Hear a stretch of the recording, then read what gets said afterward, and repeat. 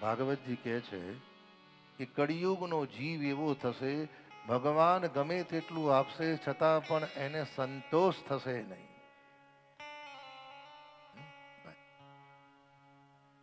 હળવે રહીને પરીક્ષિતે કહ્યું, જાઓ સુવર્ણ અને ધાતુમાં તમારો પ્રવેશ થયો. સુવર્ણ અને ધાતુમાં પ્રવેશ થશો એનો અર્થ એવો નહીં કે સોનું ના પહેરાય.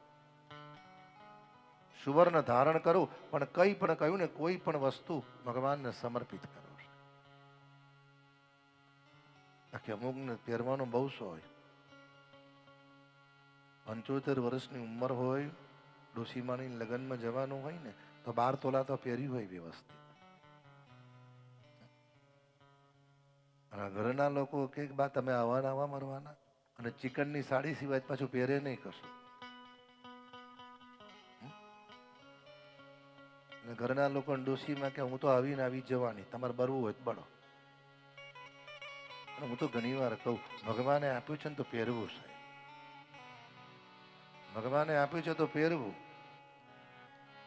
અમુક તને જોજો પહેરે નહીં સાહેબ, 5000ની ગાડી લાવે ને આમ તિજોરી મૂકી રાખે,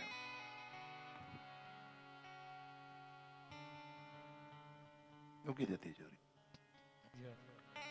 લગન આવે ને પૂછે પહેરીશ, આ વખત પહેરીશ. સવારે તિજોરીમાંથી કાઢે ખરા પાછા, નથી પહેર્યું.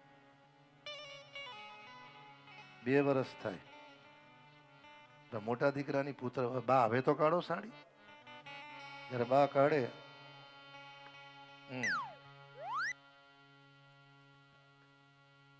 ભગવાને આપ્યું હોય તો પહેરો, આનંદ કરો સાહેબ, જલસા કરો. હું તમને ઘણી વાર કહું.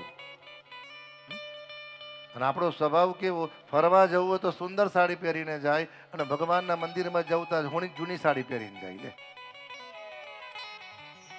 ભગવાનને વિચાર આવે કે ભાઈ મેં ક્યાં આપ્યું આને, આપ્યું સરસ, આનંદમાં રહો, શાંતિ સરસ જીવો સાહેબ.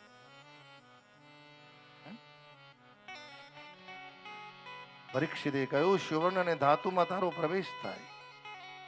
ભગવદ અનુગ્રહ થયો. રાજન નિજ સ્થાનમાંથી પોતાના સ્થાનમાં આવ્યા. અને તમે જુઓ ભાઈ, અમુક વ્યક્તિ એટલી બધી ભોળી હોય, સારું થઈ જશે, સારું થઈ જશે, સારું થઈ જશે. પણ ભાગવતજી કહે છે, અતિ પ્રસન્ન અતિ ખુશ હોય, એકદમ કોઈને વચન ના આપવું. ક્રોધની અંદર કોઈને ગમે તેમ બોલવું નહીં.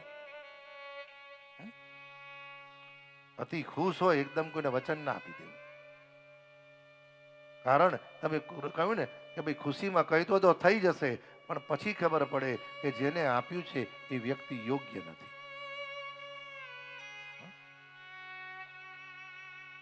કરુણા થઈ. પ્રાતકાલનો સમય થયો. રાજા પરીક્ષિત નિત્ય કર્મ પૂર્ણ કર્યું અને સેવકોને વિનંતી કરી કે ભંડારમાં જઈને જોઈ આવો, મારા દાદા મારા માટે શું મૂકી ગયા છે. અને અમુકને તમે જોજો, અમુક લોકો કોઈની ઘેર જાય ને એને પછી બધી ફંફોસવાની બહુ ટેવ. કામ ના હોય તો એ તમારા ફાફા માર્યા કરે. ધીમે રહીને કે તિજોરી ખોલતા જ નહીં હોય, તું ખોલતા જાને, તને ખોલવાનું.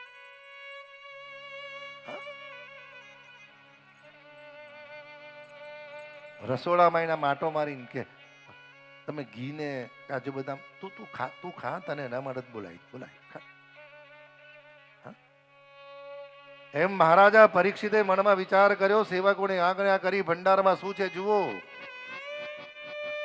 અને ભાઈ કોની પાસે શું છે એ જાણવાની જરૂર નથી. પ્રભુએ તમને આપ્યું છે અને એમાં તમે સુખી છો ને, બસ એ જ ભગવાનની કૃપા માનો છે.